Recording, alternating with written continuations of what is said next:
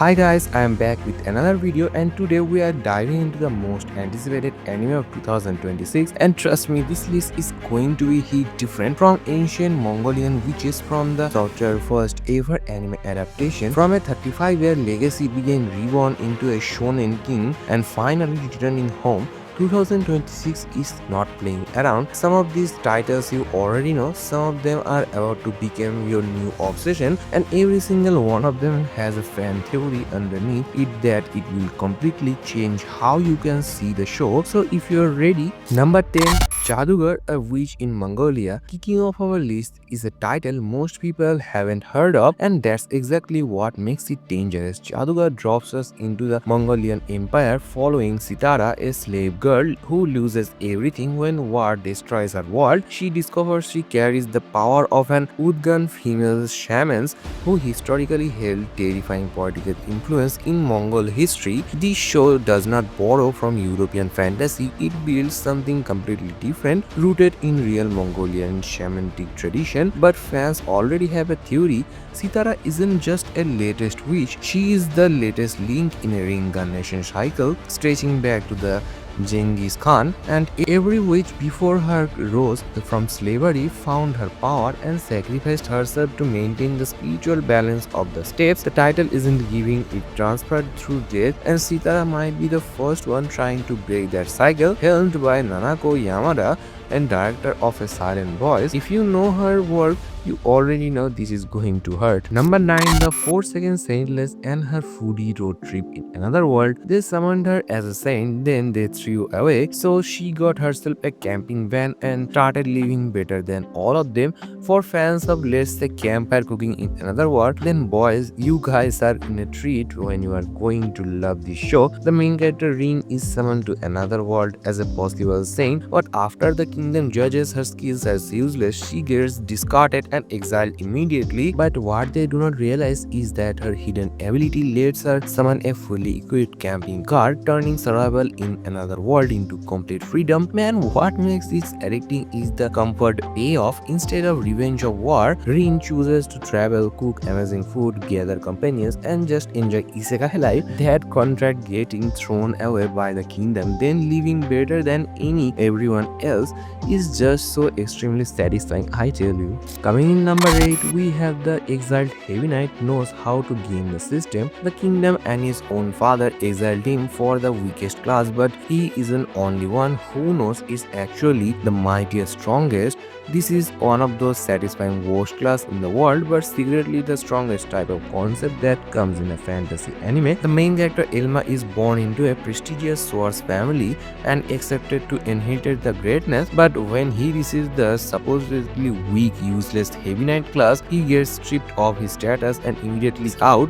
The twist, he remembers his previous life and knows exactly that this world is actually a game that he mastered before, and Heavy Knight is one of the most broken classes possible. What makes it really good is the system abuse progression. While everyone laughs at his class, Elma uses his hidden mechanics, builds and gain knowledge to level faster than anybody else and dominate opponents who should be stronger than him.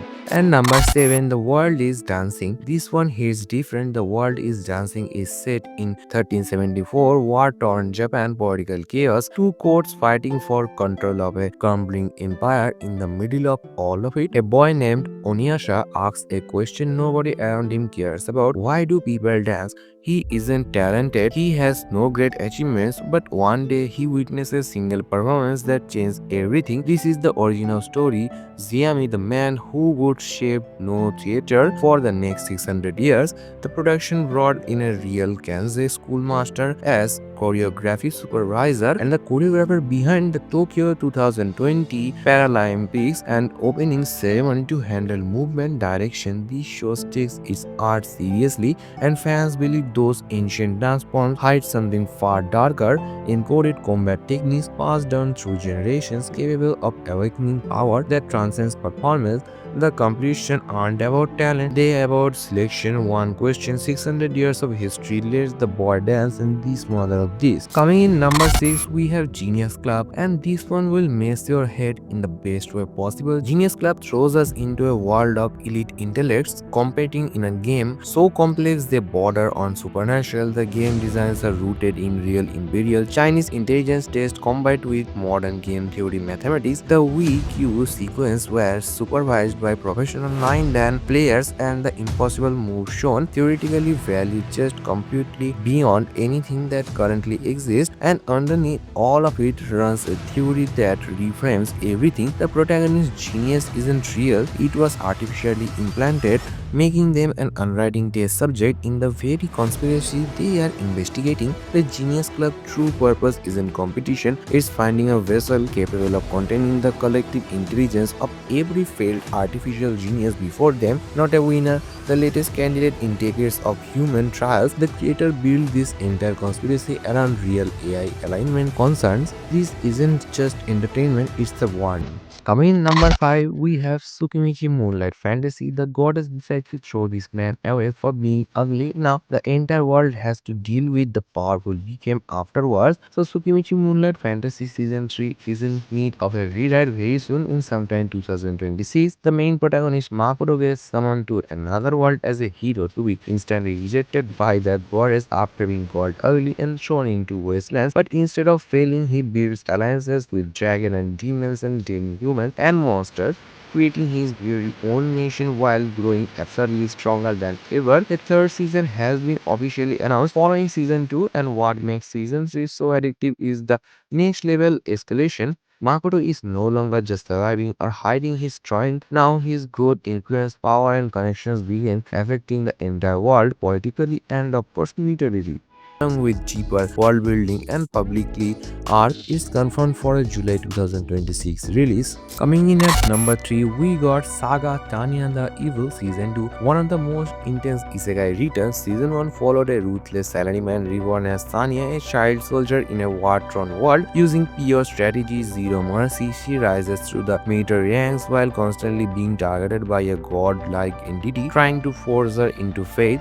Now in Season 2, things escalated hard. The war expands on a much larger scale with more countries involved, and the battle becomes even more brutal. And yeah, slight spoilers, there is Tanya faces even bigger challenges, especially with the growing conflict against Mary Sue, making the rivalry much more intense. On top of that, Tanya takes on bigger leadership roles, meaning more strategy, more mind games, and even higher stakes. So it's not just survival anymore, it's full-scale war. It's officially coming in July 2026. Coming in number 2, we have my favorite anime, Jobless Reincarnation Season 3. So far, the story has followed Rudeus from childhood to adulthood, focusing on his growth, relationship, and journey to rebuild his life in another world. Season 2 slowed things down a bit, diving deeper into their personal life, emotions, and relationships. But now in Season 3, things change. This is where the story really starts to escalate. The season brings bigger conflicts, stronger enemies, and major turning points.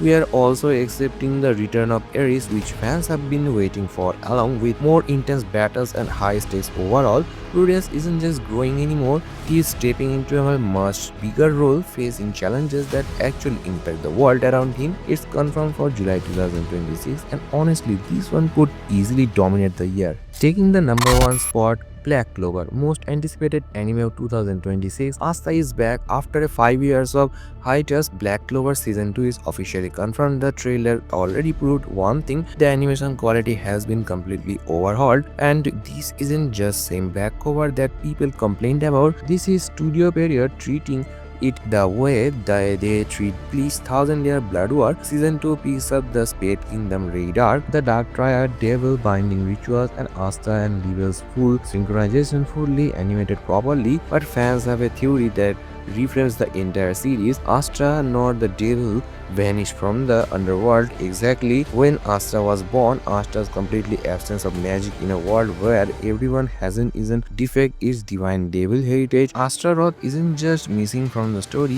he might be Astra's father. 5 years of waiting on boy with no magic and a world that never believed him. And that's wraps our list of top 10 most anticipated anime of 2026. If you found something new to watch, make sure to smash that subscribe button for more anime related content and news. If you want to know the most anticipated fantasy and isekai anime of 2026, then click the left video. And if you want to know the most anticipated new anime of 2026, then click the right video, and I will see you there.